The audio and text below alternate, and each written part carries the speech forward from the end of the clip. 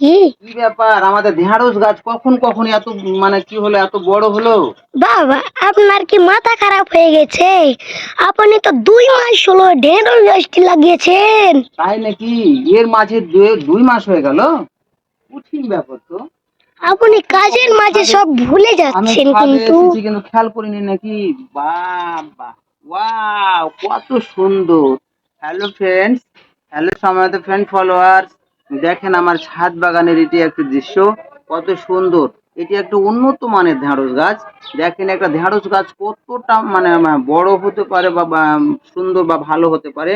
দেখেন বোঝা যাচ্ছে যে এক সময় অনেক অনেক কি ধরবে, ঢেঁড়স ধরবে। দেখেন অলরেডি মুকুল আসা শুরু করে দিয়েছে, মুকুল আসা শুরু করে দিয়েছে। দেখেন এই যে আমি একটু দূর থেকে দেখাচ্ছি আপনাদের। এই দেখেন, এই যে এখানে অলরেডি মুকুল আসা শুরু করে দিয়েছে।